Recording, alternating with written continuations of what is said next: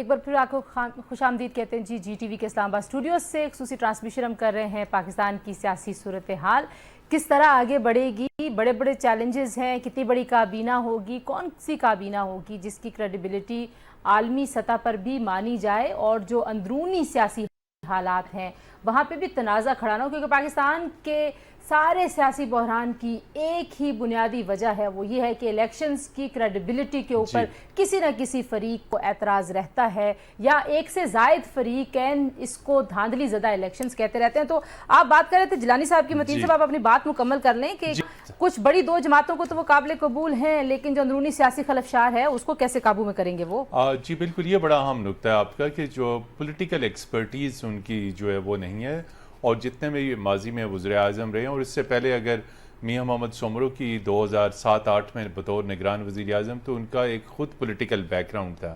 تو باقی محاذوں کے اوپر تو وہ کام کر سکتے ہیں۔ پاکستان انڈیا تعلقات ہو گئے، پاکستان چین کے ساتھ ریلیشنز ہو گئے، پاک امریکہ تعلقات، آئی ایم ایف میں خود جلیل عباس جیلانی صاحب کا ایک برخوردار وہاں پہ کام کر رہا ہے، تو وہ جس طرح اسار رانا صاحب نے بھی کہا کہ اس حوالے سے اکنامک مینجمنٹ بہت ضروری ہے، سیکیورٹی مینجمنٹ بہت ضروری ہے، اور سب سے ٹاپ جو آپ نے ابھی بات کی الیکشن کا غیر جانبدار اس کا شفاف انداز میں کانڈکٹ، بین الاقوامی مبصرین ہوں گے، انٹرنیشنل میڈیا ہوگا، ہر طرف سے نیوٹرل آبزرورز ہوں گے، اس دفعہ کسی قسم کی کوئی ذرہ برابر دھاندلی بھی کرنا ممکن نہیں ہوگا، چیزیں کیمرے لگے ہوئے ہوں گے اگر الیکشنز ہوئے بریلوی صاحب ہوں گے الیکشنز، کیونکہ یہ کہانی تو ہم بڑی آگے کی بات کر رہے ہیں کہ ٹرانسپیرنٹ الیکشنز ہوں گے، لیکن یہ اگر بہت بڑی ہے تو اس اگر پہ بتائیے، ہوں گے انتخابات مردم شماری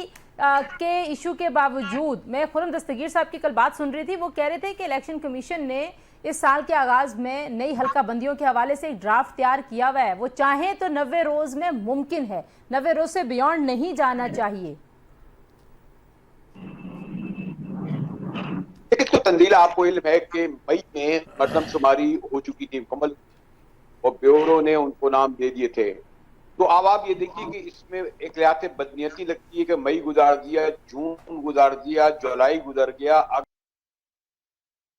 جون میں مردم شماری اس بنیاد نہیں ہوتا۔ اب سینٹ نے کہا ہے کہ وقت مقررہ پہ الیکشن ہوں، بھئی کیسے ہوں گے؟ آپ خود ہی کہہ رہے ہیں کہ مردم شماری کو جانچا جائے گا 4 ماہ، اس کے بعد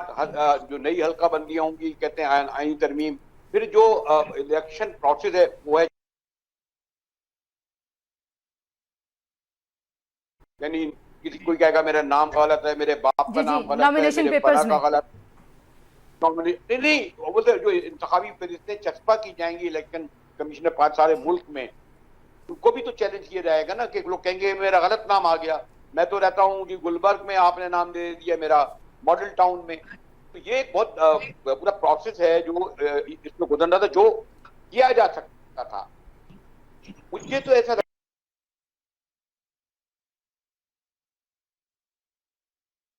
ہمیں بھی آنے والے الیکشن ہی لگتے ہیں۔ دوسرا ایک فیکٹر میں بہت ہی گارڈڈ استعمال کروں گا، اس ریئلٹی کو شاید ہم نظر انداز کر رہے ہیں، رانا صاحب روشنی ڈالیں گے کہ بہرحال یہ پہلی بار ہو رہا ہے، اگر آپ پچھلے 15 سال دیکھیں کہ ایک پارٹی جو سال بھر پہلے تک قومی اسمبلی میں جس کی سب سے زیادہ نشستیں تھیں،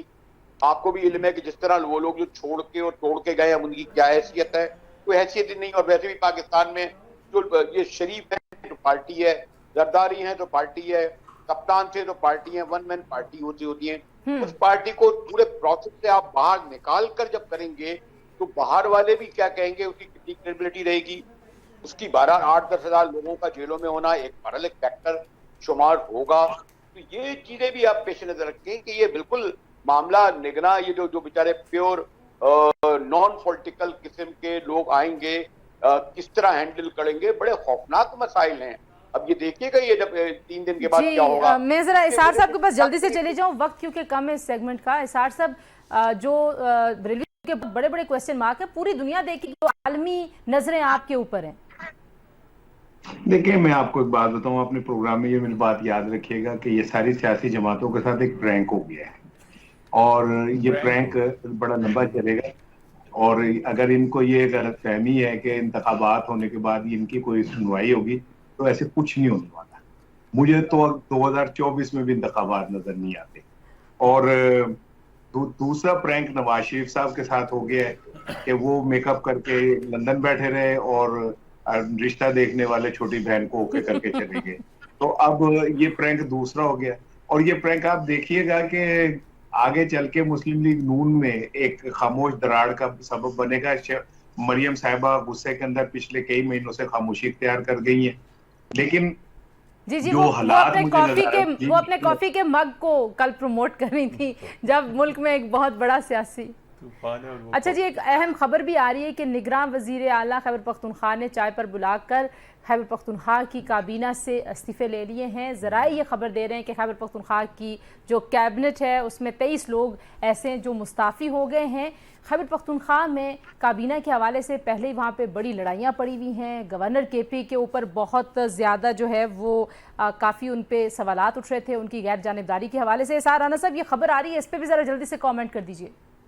یہ تو خبر آنی ہے, اور خبر تو یہ ہے کہ کل آخری روز